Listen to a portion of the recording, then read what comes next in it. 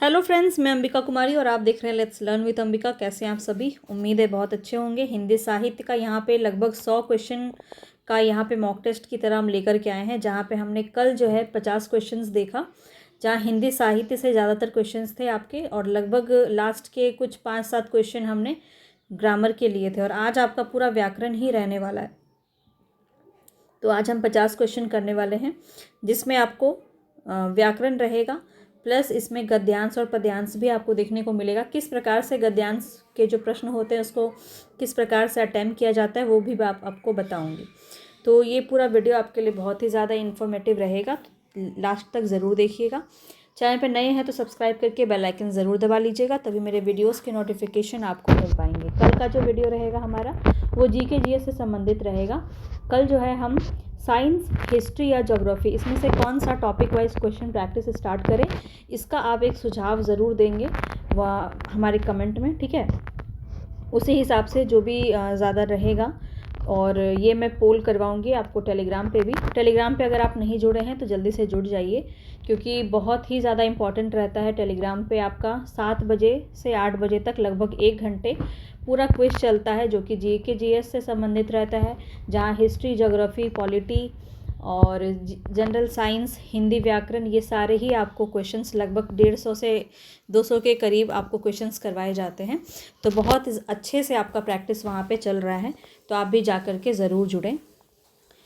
चलिए स्टार्ट करते हैं। यहाँ पे पहला क्वेश्चन है हमारा संधि से संबंधित। तो देखते हैं, दुस्साहस का बताना है आपको कौन सा संधि यहाँ पे सही होगा।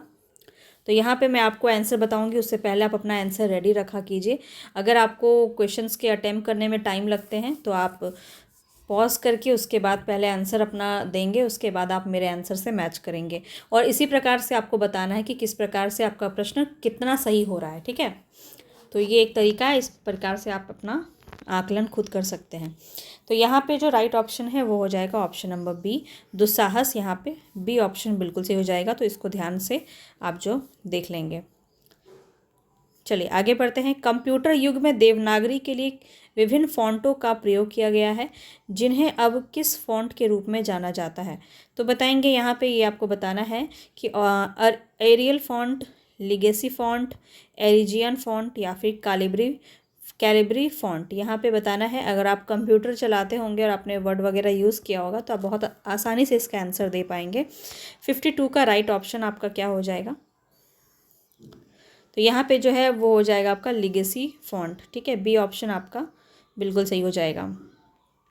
इसमें विशेष कुछ है नहीं, आपको विशेष रूप से साहित्य वाले क्वेश्चंस में आपको काफ़ी ज़्यादा ज़रूरत पड़ती होगी, जहाँ पे हमने एक्सप्लेनेशन बहुत अच्छे से किया था। अगर कल वाला क्लास आपने नहीं देखा है तो पहले उसको आप कंप्लीट देखिए। पूरा साहित्य आपको आधुनिक काल से प्रश्न करवाए गए थे, जहाँ पे एक एक क्वेश्चंस का बिल्कुल बारीकी से जो है इसका एक्सप्लेनेशन भी देखा गया था, जहाँ पे बहुत सारे क्वेश्चंस आपके बन सकते हैं। हालांकि आपको ग्रामर में ज़रूरत नहीं पड़ेगी एक्सप्लेनेशन की। तो चलिए फटाफट से इसका आंसर दे दीजिए। अब इस लिपि को पवित्राक्षर या बीजाक्षर भी कहते हैं। कौन सी है वो लिपि जिसके बारे में ये बात कही जा रही है? तो हीरोग्लिफिक लिपि, देवनागरी लिपि, दक्षिण सामी लिपि या फिर फारसी लिपि। तो यहाँ पे जो आपका राइट ऑप्शन हो जाएगा वो हो जाएगा हीरोग्लिफिक लिपि, ठीक है। तो इसको क्या कहते हैं? पवित्राक्षर या बीजाक्षर भी कहते हैं, बस आपको ध्यान रखना है। आगे बढ़ते हैं। हिंदी की बोलियां कितनी है बताएंगे। भाषा और बोलियों में अंतर है, यहाँ पे आपको कोई कन्फ्यूज़न तो होगा नहीं, क्योंकि 22 तो ऑप्शन में दिया ही नहीं है। तो राइट ऑप्शन हो जाएगा यहाँ पे ऑप्शन नंबर डी, ठीक है। 54 का राइट ऑप्शन हो जाएगा ऑप्शन नंबर डी, 18।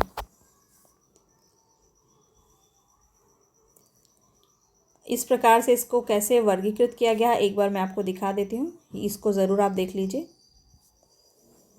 तो यह आप देख रहे हैं कुल 18 जो है आपके किस प्रकार से डिवाइड किए गए हैं, जहाँ पश्चिमी हिंदी में आपका आ जाएगा कौरवी, हरियाणवी या बांगरू भी इसे ही कहते हैं। कई बार प्रश्न ये भी पूछा जाता है कि बांगरू किसे कहते हैं, तो हरियाणवी को ही बांगरू भी कहते हैं, ठीक है। दखनी ब्रजभाषा, बुंदेली और कन्नौजी, ठीक है। और राजस्थानी हिंदी में आ जाएगा मारवाड़ी, जयपुरी, मेवाती, मालवी। पहाड़ी हिंदी में कुमाऊनी और गढ़वाली। पूर्वी हिंदी में अवधी, बघेली, छत्तीसगढ़ी। और बिहारी हिंदी में भोजपुरी, मगही और मैथिली। तो इसको ध्यान में रखिएगा, इम्पॉर्टेंट है, यहाँ से प्रश्न बनते हैं। आगे बढ़ते हैं नेक्स्ट क्वेश्चन पे। नेक्स्ट क्वेश्चन है देवनागरी लिपि का विकास किस लिपि से हुआ है। तो बहुत ही इजी सा क्वेश्चन है, बचपन से पढ़ते आ रहे हैं। 55 नंबर में राइट ऑप्शन क्या हो जाएगा बताएंगे फटाफट से। तो यहाँ पे जो आपका राइट ऑप्शन होगा वो हो जाएगा ऑप्शन नंबर डी, कुटिल लिपि। ठीक है, तो ब्राह्मी के ही उत्तरी भाग से जो है आपका कुटिल लिपि का शुरुआत माना जाता है, जो कि ब्राह्मी के बहुत बाद में जाके बना है। हालांकि इसका मैं आपको हिस्ट्री एक बार दिखा देती हूँ। यहाँ पे भी आपका दिया उत्तरी शैली में ये आपका विकसित हुआ था। तो देवनागरी लिपि का विकास कुटिल लिपि में हुआ। ब्राह्मी के उत्तरी शैली में 4 से 5वीं सदी में गुप्त लिपि और गुप्त लिपि से 6वीं सदी में आपका कुटिल लिपि का विकसित हुआ, और कुटिल लिपि से ही 9वीं सदी के लगभग नागरी के प्राचीन रूप का विकास हुआ। यहाँ पे एक डायग्राम के माध्यम से इसको बताया गया है। इसको आप देखिए, तो ब्राह्मी में आपका दक्षिण शैली और उत्तरी शैली ये दो आपको पार्ट में डिवाइड किया गया है। दक्षिण शैली के अंदर आता है आपका तमिल कन्नड़ लिपियों का विकास, और गुप्त शैलियाँ उत्तर शैली के अंदर आता है आपका गुप्त लिपि। गुप्त लिपि के बाद आता है आपका कुटिल लिपि, इसको सिद्ध मातृका भी कहते हैं। और इसी के अंदर 2 लिपियां विकसित हुई, जिसमें देवनागरी और शारदा लिपि। ठीक है, आगे बढ़ते हैं। देवनागरी लिपि के शब्द के ऊपर एक रेखा खींची होती है, उसे क्या कहते हैं बताएंगे। देवनागरी लिपि के ऊपर एक रेखा जो खींची होती है, ठीक है, एक रेखा खींची होती है। जैसे ये मैंने रेखा लिखा और इसको ऐसे मैंने जो खींचा, इसको क्या कहते हैं। तो बहुत ही ईजी सा क्वेश्चन है आपका, सिरोरेखा कहते हैं इसको। तो ए ऑप्शन यहाँ पे बिल्कुल सही हो जाएगा। आगे बढ़ते हैं नेक्स्ट क्वेश्चन पे। एक बात और इसमें आपको ध्यान रखना है, यहाँ पे देखिए दिया गया है, तो ध्यान रखिएगा कि देवनागरी का सर्वप्रथम प्रयोग गुजरात के राजा जयभट्ट ने एक शिलालेख में किया। दूसरा बात आपको क्या याद रखना है, तो डॉक्टर सुनीति कुमार चटर्जी ने कतिपय परिवर्तन के साथ देवनागरी लिपि के स्थान पे किसकी बात की थी, रोमन लिपि को स्वीकार करने का सुझाव जो है इन्होंने दिया था। ये मैंने आपको कल भी बताया था, बहुत इंपॉर्टेंट है, ध्यान रखिएगा। डॉक्टर श्याम सुंदर दास ने पंचमाक्षर के स्थान पर अनुस्वार का प्रयोग का प्रस्ताव रखा था। तो ये 3 ही बातें आपको ध्यान में रखनी है। आगे बढ़ते हैं नेक्स्ट क्वेश्चन पे। नेक्स्ट क्वेश्चन है यहाँ पे आपका, भारतीय संविधान में किस लिपि को राष्ट्रीय लिपि की मान्यता दी गई है। सिंधु लिपि, गुप्त लिपि, गुरुमुखी या देवनागरी लिपि बताएंगे। 57 नंबर में आपका राइट ऑप्शन क्या हो जाएगा, तो ऑप्शन नंबर यहाँ पे डी सही हो जाएगा, देवनागरी लिपि। आगे बढ़ते हैं नेक्स्ट क्वेश्चन पे। तो इसके बारे में कुछ इंपॉर्टेंट जो फैक्ट है वो आप ज़रूर देख लीजिए, क्योंकि यहाँ से भी क्वेश्चन आपके पूछे जाते हैं। तो संविधान की जो धारा है 343A, इसके अनुसार भारतीय संघ की राजभाषा क्या होगी, हिंदी, एवं लिपि क्या होगी, देवनागरी। 14 सितंबर 1949 को हिंदी को भारत की राजभाषा स्वीकार किया गया, और 14 सितंबर का दिन जो है वो हिंदी दिवस के रूप में मनाते हैं। ये सभी बात आप जानते ही होंगे। आगे देखते हैं नेक्स्ट क्वेश्चन पे। नेक्स्ट क्वेश्चन है, निम्न विकल्पों में से कौन सा विकल्प सही है। विलोम शब्द से प्रश्न है आपका, आलोक बताएंगे। आलोक का विलोम शब्द क्या होगा, विभा, अनन्य, कांति या तिमिर। तो आलोक आपको पता है प्रकाश को कहते हैं। इस प्रकार से आप अर्थ अगर जान लेंगे तो आप बहुत ही आसानी से बता सकते हैं। तो 58 का राइट ऑप्शन हो जाएगा डी, क्योंकि तिमिर को क्या कहते हैं, अंधकार। ठीक है, तो अंधेरा कहते हैं तिमिर को, और आलोक को प्रकाश। तो विलोम शब्द तिमिर हो जाएगा यहाँ पे। आगे बढ़ते हैं नेक्स्ट क्वेश्चन पे। नेक्स्ट क्वेश्चन है यहाँ पे, एक बार इसको आप देख लीजिए। अनन्य का अन्य, सजल का निर्जल, निंदा का स्तुति, और अतिवृत्ति का अनावृत्ति। ये कभी भी पूछा जा सकता है, तो इसको ध्यान में रखिएगा। आगे देखते हैं, दक्षिण भारत में देवनागरी लिपि के प्रचार का समय क्या था। दक्षिण भारत में देवनागरी लिपि के प्रचार का समय पूछा जा रहा है। 59 नंबर में राइट ऑप्शन हो जाएगा आपका 8वीं सदी। ठीक है, 8वीं सदी आपका यहाँ पे सही हो जाएगा। अब यहाँ पे देखिए कुछ बातें हैं जो कही गई हैं, इसको एक बार देख लीजिए। दक्षिण भारत में देवनागरी लिपि के प्रचार का समय जो है वह 8वीं सदी था, और प्रसिद्ध बौद्ध ग्रंथ है ललित विस्तार, इसमें वर्णित नाग लिपि से नागरी नामकरण किया गया है। देवनागरी लिपि में जो नागरी शब्द है वो इसी से लिया गया है। पाटलिपुत्र को नागर और चंद्रगुप्त को देव कहने के कारण देवनागरी नामकरण किया गया। गुजरात के नागर ब्राह्मणों के नाम पर नागरी नाम पड़ा।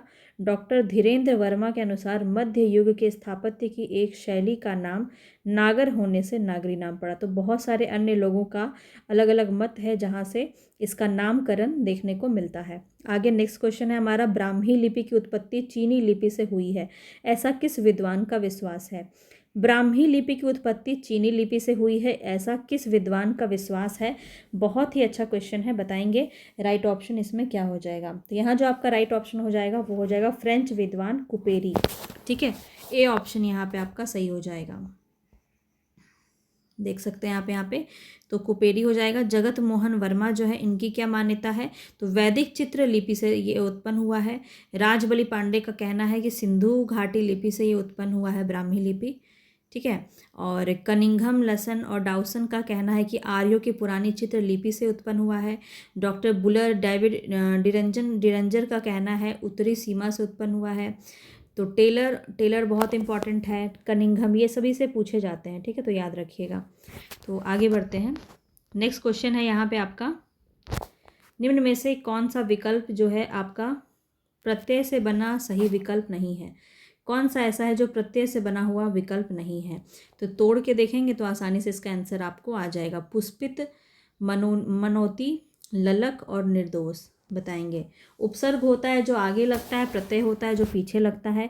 तो कोई ऐसा तो नहीं है जो आगे लग रहा है। एक बार ध्यान से देख लीजिए, इसका राइट ऑप्शन क्या हो जाएगा, निर्दोष। तो आप जानते हैं दोष एक शब्द है और निह अलग शब्द है, तो निह और दोष से आपका निर्दोष बन जाएगा। तो डी ऑप्शन आपका सही हो जाएगा।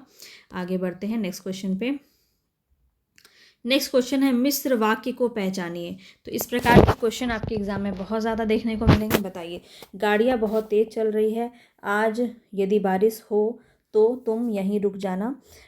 वह घर से निकला था परंतु वापस लौट गया, शायद वह मान जाएगी। दो क्वेश्चन में आपको कन्फ्यूज़न हो सकता है,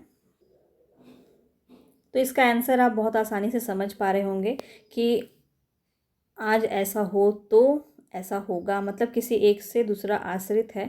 तो बी ऑप्शन आपका बिल्कुल सही हो जाएगा। ठीक है, तो बी ऑप्शन यहाँ पे आपका बिल्कुल सही हो जाएगा। गाड़ियाँ बहुत तेज़ चल रही है साधारण वाक्य है, और ये परंतु जहाँ लगता है वो आपका संयुक्त वाक्य होता है। और शायद वह मान जाएगी संदेह वाचक वाक्य के अंदर आएगा। और ये आप जानते हैं कि तीन प्रकार के होते हैं, सरल, साधारण जिसको कहते हैं, और दूसरा है मिश्र वाक्य, तीसरा है संयुक्त वाक्य। आगे बढ़ते हैं 63 नंबर क्वेश्चन पे। तो नीचे आपको ध्यान में रखना है, यहाँ पे इस प्रकार का क्वेश्चन आपको बहुत ज़्यादा देखने को मिलेगा। तो यहाँ पे आपको विशेषण का भेद बताना है। मेरे सूट में 3.5 मीटर कपड़ा लगेगा। तो ये 3.5 मीटर क्या है, संख्यावाचक है, गुणवाचक है, निश्चित परिमाण है, अनिश्चित परिमाण है। तो यहाँ पे जो आपका राइट ऑप्शन होगा वो 3.5 मीटर। बताएंगे क्या हो जाएगा। तो यहाँ पे याद रखिएगा, ये आपका हो जाएगा निश्चित परिमाणवाचक। तो यहाँ पे बिल्कुल निश्चित परिमाण बताया जा रहा है 3.5 मीटर।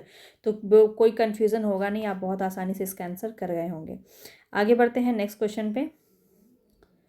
नेक्स्ट क्वेश्चन है यहाँ पे देखिए, क्वेश्चन आज जो है ग्रामर का है तो फटाफट हो जाएगा, क्योंकि कल साहित्य था और साहित्य में आपको और भी एडिशनल चीज़ें पढ़नी होती हैं जो एक्सप्लेनेशन में दी हुई थी, इसलिए हमें समय लग रहा था। आज हम फटाफट से कर लेंगे। और कल आपका जीके का क्लास रहेगा, और जीके में कौन सा आपको सब्जेक्ट पहले प्राथमिकता पे है आपको, तो वो आप मुझे ज़रूर बता दीजिएगा एक बार। संयुक्त वाक्य की बात करूं तो मैं भी आपके जैसे डॉक्टर बनना चाहता हूं। मीता नए कपड़े लेकर आई है, वह शायद अभी तक नहीं पहुंचा। रमेश ने काम खत्म किया और वह अपने घर चला गया। तो संयुक्त बताना है आपको, देखते ही समझ में आ गया होगा। संयुक्त मतलब जोड़ना, और 64 में आपका राइट ऑप्शन डी हो जाएगा, क्योंकि यहाँ पे और से आपको समुच्चय बोधक लगा हुआ है। आगे बढ़ते हैं।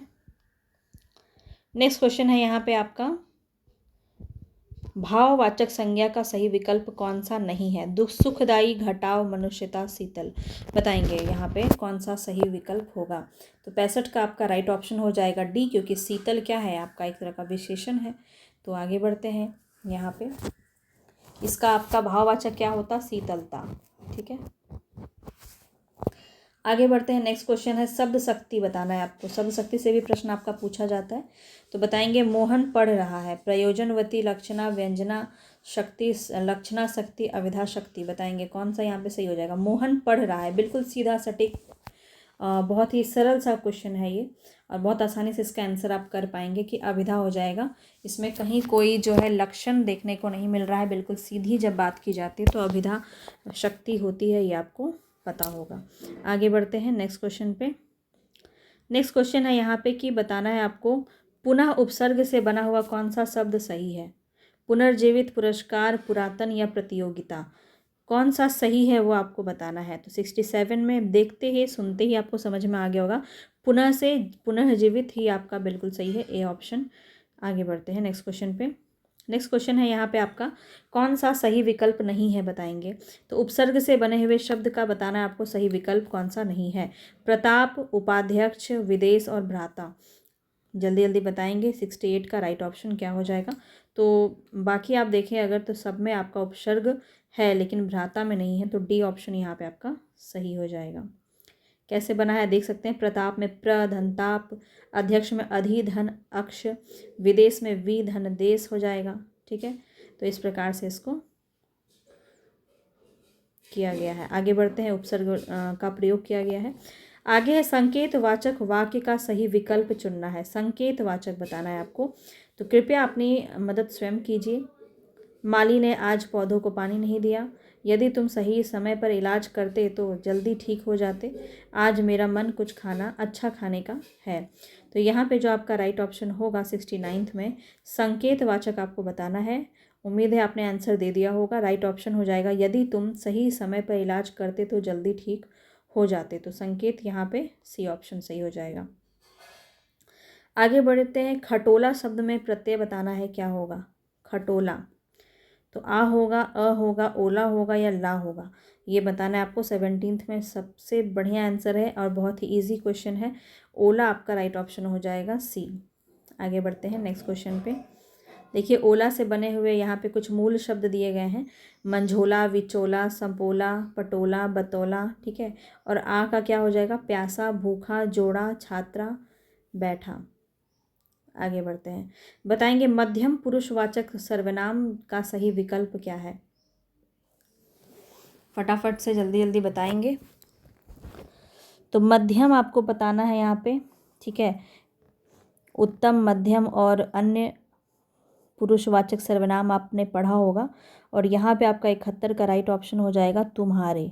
ठीक है, तो तुम्हारे शब्द जो है वो बिल्कुल सही हो जाएगा, क्योंकि मुझे आपका अपने लिए प्रयोग हो रहा है और वे तो अन्य के लिए प्रयोग हो रहा है, हमें भी आपका यहाँ पे उत्तम के लिए प्रयोग हो रहा है। तो मध्यम आपका सी हो जाएगा। आगे बढ़ते हैं नेक्स्ट क्वेश्चन पे। नेक्स्ट क्वेश्चन है यहाँ पे आपका फिर से शब्द शक्ति से प्रश्न है आपका। जब कोई शब्द अपने मुख्यार्थ को बाधित करके अन्य अर्थ को बताए तब उसमें कौन सी शब्द शक्ति होती है। तो सिंपल सा क्वेश्चन है, बस देखने में लग रहा है आपको आपने अगर पढ़ा होगा शब्द शक्ति। बहुत ही बेहतरीन क्लास आपके लिए मैं लेकर आई थी शब्द शक्ति। एक बार आप अगर देख लेंगे तो आपको फिर कभी उसको पढ़ने की ज़रूरत नहीं पड़ेगी। बहुत अच्छे से उसमें मैंने आपको शब्द शक्ति अच्छे से डिक्लेयर किया था। और यहाँ पे बताना है आपको 72 का राइट ऑप्शन क्या हो जाएगा। तो देखिए जब भी मुख्य अर्थ बाधित होता है तो वहाँ पे क्या हो जाएगा, लक्षण है वहाँ पे किसी ना किसी प्रकार का। तो जब मुख्य अर्थ बाधित होता है और किसी अन्य अर्थ को बताता है, जैसे हमने आपको एक एग्जाम्पल बताया था, जैसे कि राधा गाय है, तो राधा तो सच में गाय नहीं है ना, गाय एक पशु जाति को डिनोट करता है, लेकिन अर्थ क्या है यहाँ पे कुछ और है, मुख्य अर्थ को क्या कर रहा है, बाधित कर रहा है। तो यहाँ पे लक्षणा शब्द शक्ति हो जाएगा, ए ऑप्शन बिल्कुल सही हो जाएगा। आगे बढ़ते हैं नेक्स्ट क्वेश्चन पे। नेक्स्ट क्वेश्चन यहाँ पे नीचे दिए गए वाक्य में आपको सही वाक्य को पहचानना है। हमने पानी बरसा हुआ देखा और घर में शरण ली। बताएंगे यहाँ पे कौन सा सही हो जाएगा, संयुक्त वाक्य, सरल वाक्य, मिश्र वाक्य, इच्छावाचक वाक्य। तो यहाँ पे क्या हो जाएगा, 73 नंबर में राइट ऑप्शन आपको पता है संयुक्त हो जाएगा, क्योंकि यहाँ पे क्या लगा है आपका और लगा है। आगे बढ़ते हैं नेक्स्ट क्वेश्चन पे। तो आपको जो बताया है कि हाँ इसी तरह की चीज़ें बस आपको देखनी होती है और कुछ आपको देखने की ज़रूरत नहीं है। तो देखिए आगे चलते हैं। सीधी चलते राह जो रहते सदा निशंक, जो करते विप्लव उन्हें हरि का है आतंक। तो ये जो पंक्ति इसमें अलंकार बताना है आपको। ठीक है, तो यहाँ बताएंगे क्या हो जाएगा, श्लेष अलंकार, विरोधाभास, भ्रांतिमान या पुनरुक्ति अलंकार।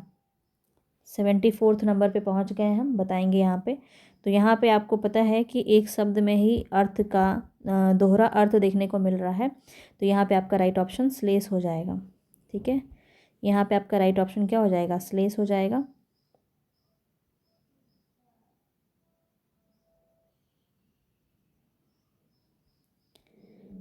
तो देखिए यहाँ पे भी आपका बताया गया है कि जो यहाँ पे हरि शब्द है इसका अर्थ जो है एक से अधिक बताया गया है, एक तो बंदर और एक ईश्वर।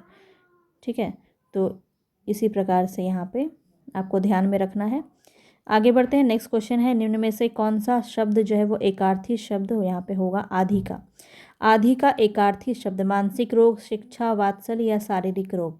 बताएंगे। 75 नंबर में राइट ऑप्शन क्या हो जाएगा? तो आधि का आपका एकार्थी शब्द होगा मानसिक रोग।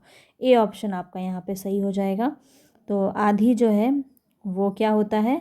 आपका चिंता, मानसिक चिंता या काल्पनिक भय आधि होता है। आधि शब्द का अर्थ क्या होता है? चिंता और काल्पनिक भय। तो इसको मानसिक के रूप में आप जानते हैं। और व्याधि क्या होता है? कोई बीमारी, जैसे कि कैंसर, मलेरिया, हैजा, कोई भी व्याधि को हम क्या कहते हैं? बीमारी, जो शारीरिक रूप से होती है, तो वो शारीरिक रोग है। और आधि क्या है? आपका मानसिक रोग है। तो ये इस प्रकार से एक आर्थी रूप में आपको देखने को मिला। नेक्स्ट क्वेश्चन आपका फिर से अलंकार पे है। जहाँ किसी वस्तु का इतना बढ़ा चढ़ाकर वर्णन किया जाए कि सामान्य लोग सीमा का उल्लंघन हो जाए, वहाँ कौन सा अलंकार होगा? तो ये तो आप देखते ही लगा देंगे, अतिशयोक्ति अलंकार। तो सी ऑप्शन यहाँ हो जाएगा। ज़्यादा समय ना वेस्ट करते हुए हम यहाँ पे फटाफट से दूसरी तरफ बढ़ते हैं।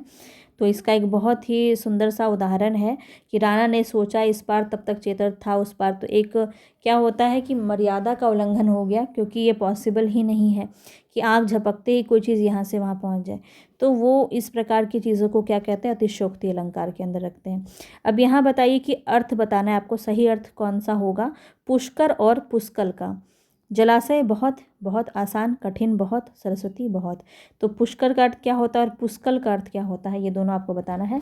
77 नंबर पे हम पहुंच चुके हैं। आपको पता है कि पुष्कर का अर्थ होता है जलाशय और पुष्कल का अर्थ होता है बहुत। तो ए ऑप्शन आपका बिल्कुल सही हो जाएगा। आगे बढ़ते हैं नेक्स्ट क्वेश्चन पे।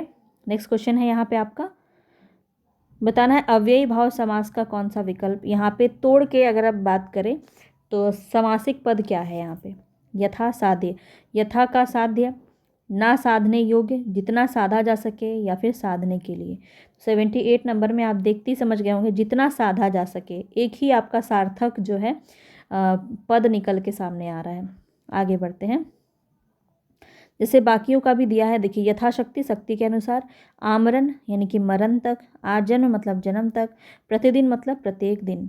आगे बढ़ते हैं। संसार की समर स्थली में धीरता धारण करो, इस पंक्ति में कौन सा अलंकार है? संसार की समर स्थली में धीरता धारण करो। तो यहाँ पे क्या है? अनुप्रास है, श्लेष है, यमक है या विप्सा है? बाकी तीन का आप एक बार लगा के देख लीजिए, अगर वो तीन ना हुआ तो अनुप्रास तो हो ही जाएगा। तो 79 में आपको और कुछ नहीं, यहाँ पे अनुप्रास अलंकार ही होगा, क्योंकि यहाँ पे श स आपको ज़्यादा देखने को मिल रहा है और धीरता धारण भी यहाँ पे आपको एक साथ देखने को मिल रहा है। तो इस प्रकार से आपका अनुप्रास अलंकार हो जाएगा। आगे बढ़ते हैं।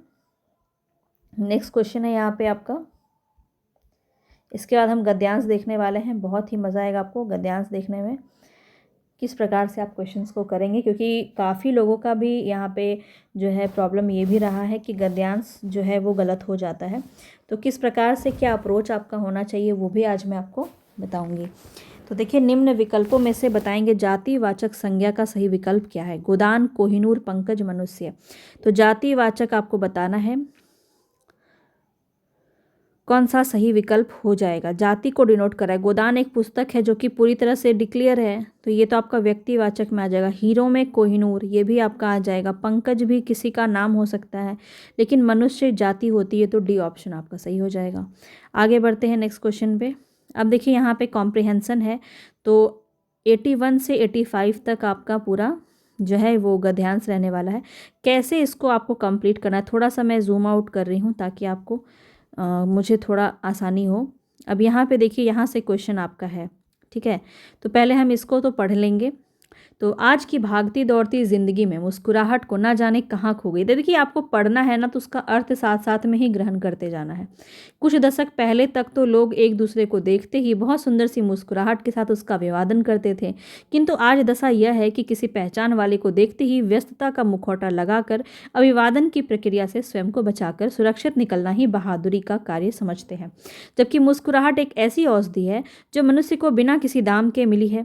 यह उससे शारीरिक एवं मानसिक रोगों का उपचार करने में पूर्णतः सक्षम है। जो व्यक्ति मुस्कुराकर दिन की शुरुआत करता है वह निश्चय ही सारे दिन ऊर्जावान रहता है। वह बिना किसी तनाव के सारे कार्य को कुशलतापूर्वक पूर्ण कर पुनः अगले दिन के नए कार्यों को पूरा करने की कुशल रणनीति बनाता है, निश्चिंत हो जाता है और सो जाता है। ठीक है, ऐसे व्यक्ति का सानिध्य सभी लोग चाहते हैं। उसकी एक छोटी सी मुस्कुराहट के कारण ज़्यादा से ज़्यादा लोग उसके समीप आने का प्रयास करते हैं। ठीक इसके विपरीत अनायास ही खींचने वाले यानी कि जो क्रोधित होने वाले जो व्यक्ति होते हैं उसको उससे हर कोई दूरी बनाना पसंद करता है और हर कोई उससे बचना चाहता है। तो पुरानी कहावत है कि प्रसन्न वदन के दर्शन मात्र से ही समस्त कार्य पूर्ण हो जाते हैं। अतः हमारा प्रयास होना चाहिए कि हम स्वयं प्रसन्न रहकर दूसरों को भी खुशियाँ बांटें। तो ये बहुत ही अच्छा विचार के साथ एक आपका गद्यांश था। इसके अंदर अगर हम क्वेश्चंस को देखें तो पहला तो क्वेश्चंस आपका व्याकरण से ही संबंधित है, तो ये आपको ध्यान में रखना है कि अधिकांश क्वेश्चन आपको व्याकरण से संबंधित मिलेगा, तो वो तो आप गलत करेंगे नहीं। तो यहाँ पे समानार्थी पूछा जा रहा है दशा का, तो दशा जब सुनते हैं आप एक वाक्य में उसको एराइज कर सकते हैं कि किस प्रकार की दशा है, कैसी दशा है, मतलब कैसी दशा है, कैसी स्थिति है।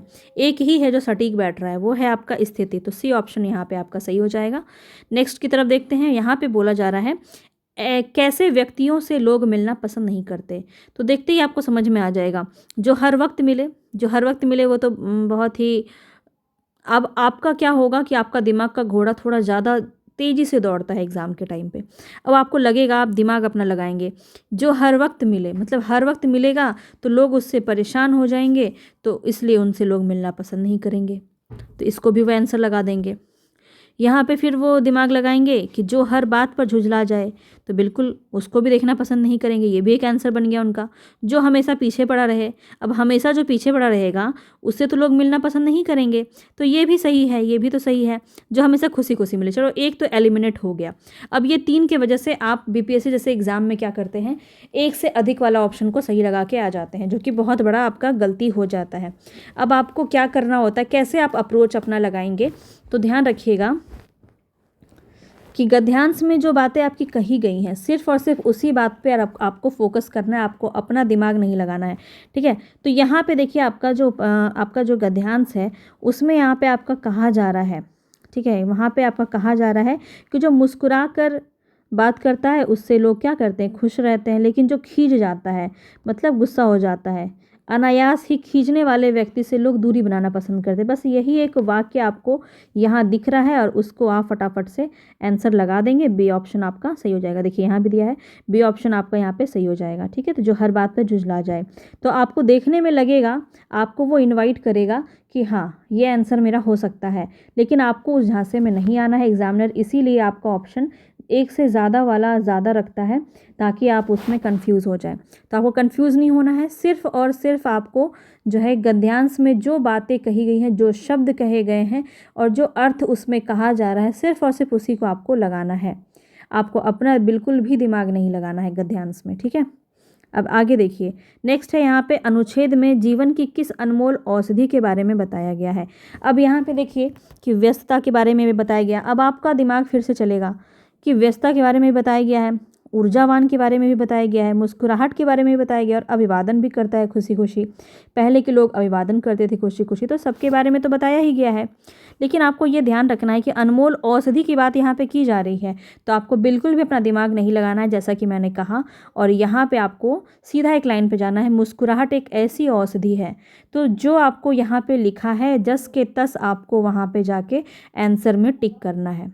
ठीक है, अपना दिमाग 1% भी आपको नहीं लगाना है। ठीक है, तो यहाँ पे जो आपका राइट ऑप्शन होगा वो सी हो जाएगा। आप देख सकते हैं यहाँ पे सी ऑप्शन आपका दिया गया है। तो समझ में आया आपको किस प्रकार से गद्यांश करने हैं। आपको सारे ही आंसर सही लगेंगे इसमें, लेकिन आपको गलती नहीं करनी है। आपको सिर्फ और सिर्फ उसी वर्ड पर, उसी अर्थ में फॉलो करना है उसको जो कहा गया है।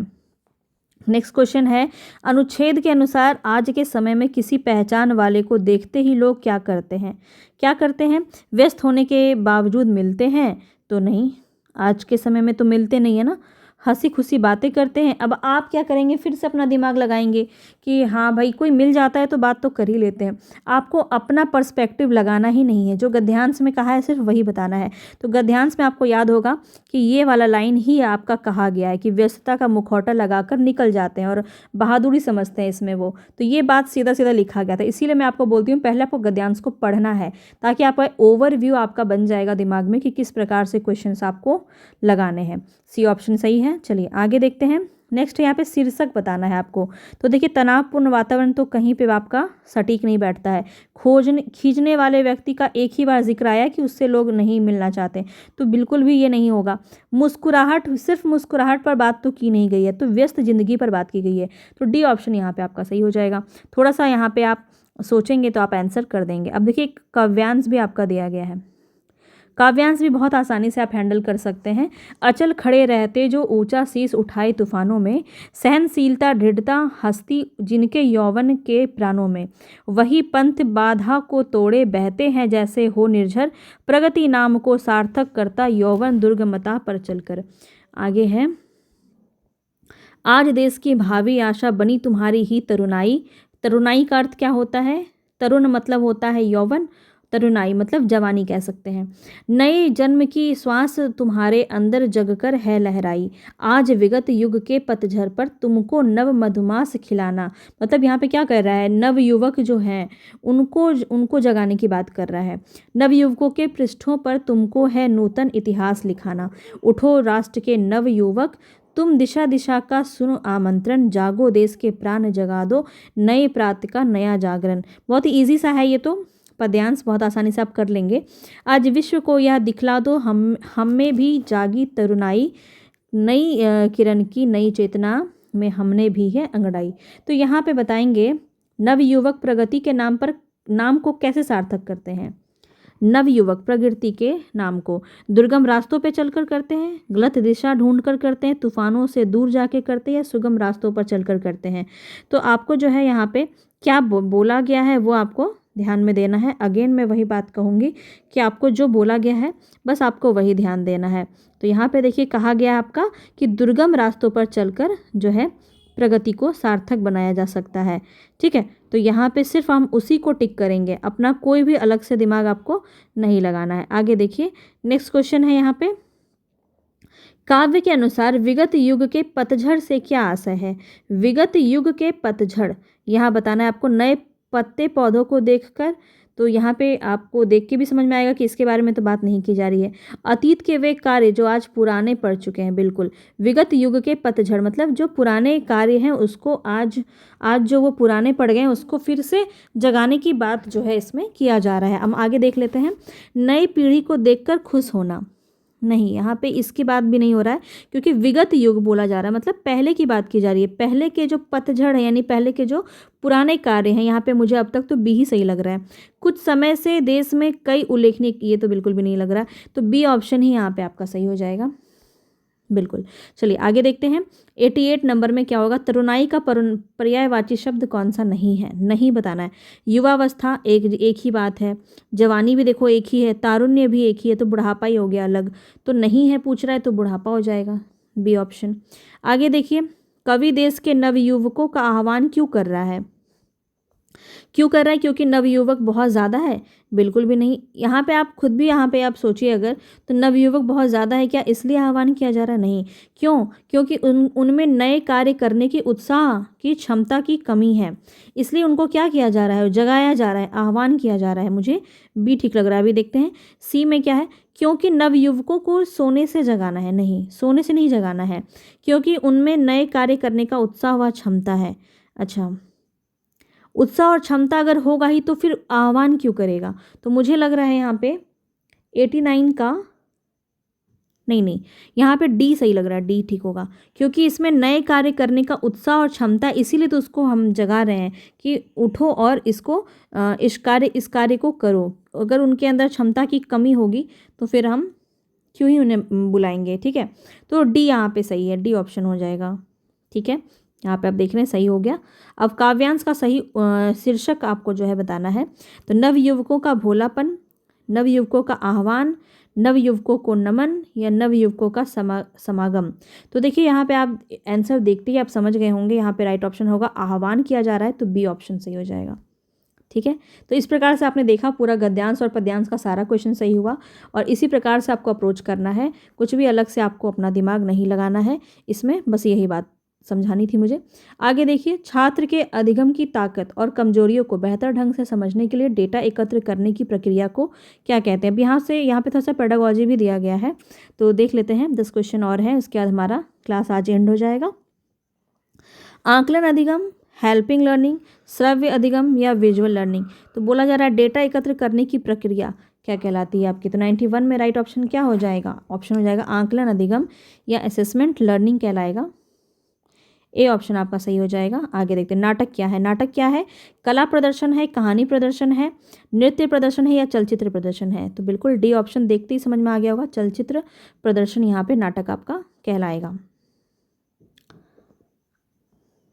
मम्मा, अच्छा यहाँ पे ना थोड़ा मिस्टेक है, यहाँ पे क्या है कि कला प्रदर्शन की बात यहाँ पे कर रहा है, इसमें आंसर ए को ठीक माना गया है। तो यहाँ पे मुझे चलचित्र मुझे एक तरह का रंगमंच के जैसा मुझे प्रतीत हुआ कि यहाँ एक चलचित्र को मैंने क्या ले लिया, अर्थ क्या लिया इसका, रंगमंच टाइप से। लेकिन यहाँ पे कला का प्रदर्शन की बात किया जा रहा है, तो यहाँ पे ए ऑप्शन आपका सही हो जाएगा। ठीक है, डी नहीं होगा, ए ऑप्शन आपका सही हो जाएगा। चलचित्र हो जाएगा, जैसे कि आपका टीवी वगैरह हो गया, उसको चलचित्र कहेंगे। ठीक है, रंगमंच रहता तो बिल्कुल आपका वही सही होता। आगे बढ़ते हैं नेक्स्ट क्वेश्चन पे। नेक्स्ट क्वेश्चन है यहाँ पे, किस समाज में पुरुषों और महिलाओं के मानवाधिकार समान हैं।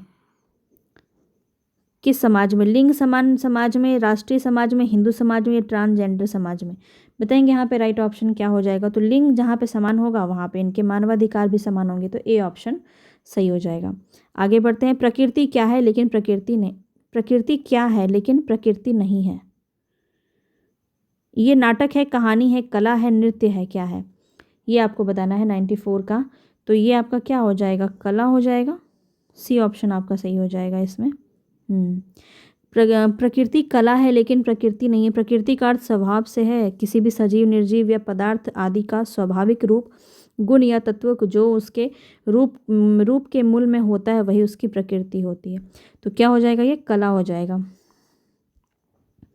आगे देखते हैं, विकास का तात्पर्य क्या है, प्रायोगिक, प्रबोधक, गुणात्मक या मात्रात्मक। विकास का तात्पर्य क्या है बताना है। तो विकास का तात्पर्य क्या होता है, यहाँ पे राइट ऑप्शन आपका हो जाएगा गुणात्मक परिवर्तन। तो सी ऑप्शन यहाँ सही हो जाएगा। आगे बढ़ते हैं नेक्स्ट क्वेश्चन पे, भाषा के लक्षण संवेदनात्मक, सामाजिक और शारीरिक विकास किस आयु में आते हैं। तो ये बच्चे के अंदर पूछा जा रहा है कि ये जो भाषा के लक्षण हैं ये किशोर में आते हैं, बचपन में आते हैं, मध्यम आयु में आते हैं या युवा आयु में आते हैं। 96 का राइट ऑप्शन आपका जो हो जाएगा वो हो जाएगा बचपन में आते हैं। ठीक है, बचपन से ही तो बच्चे बोलने लगते हैं ना, तो आपका वही सही हो जाएगा। 97 में बात करूँ तो अध्यापन से ज़्यादा महत्वपूर्ण क्या है।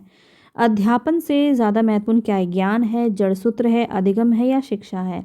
बताएंगे 97 में राइट ऑप्शन क्या हो जाएगा। तो अध्यापन से ज़्यादा इम्पॉर्टेंट क्या है, महत्वपूर्ण क्या है, अधिगम है। सी ऑप्शन यहाँ पे आपका सही हो जाएगा। ठीक है, तो अध्यापन से अधिक महत्वपूर्ण क्या है, अधिगम है। बिना अधिगम के सफल अध्यापन कार्य नहीं किया सकता। समावेशन में सबसे बड़ी बाधा किसके कारण होती है। बताएंगे समावेशन में मित्र, परिवार, समाज या अड़ोस पड़ोस। बताएंगे समावेशन यानी कि किसी भी तरह का एडजस्टमेंट जो होता है वो बताना, उसमें क्या बाधा आती है। 98 नंबर पे हम पहुंच चुके हैं और यहाँ पे समाज सबसे बड़ा जो है बाधा के रूप में देखने को मिलता है। सी ऑप्शन सही हो जाएगा। आगे बढ़ते हैं, निर्दिष्ट पाठ्यक्रम का समानार्थी है। निर्दिष्ट पाठ्यक्रम का समानार्थी क्या होगा, बातिल, सार यानी एब्स्ट्रैक्ट, मुखर या अप्रत्यक्ष। बताएंगे निर्दिष्ट पाठ्यक्रम पढ़ा होगा ना आपने, पाठ्यक्रम करिकुलम चैप्टर, तो बताएंगे 99 नंबर में यहाँ पे आपका मुखर हो जाएगा। ठीक है, मुखर हो जाएगा। सी ऑप्शन आपका सही हो जाएगा। किसे हमेशा अधिगम में केंद्रीय भूमिका निभाने के लिए माना जाता है। केंद्रीय भूमिका निभाने के लिए माना जाता है। लेखन, भाषा, आकलन या अध्ययन बताएंगे। लास्ट क्वेश्चन है आपका, तो यहाँ पे बिल्कुल सही हो जाएगा भाषा। बी ऑप्शन आपका यहाँ पे सही हो जाएगा। ठीक है, तो ये रहा पूरा आपका 100 क्वेश्चन हमारा ख़त्म हो चुका है।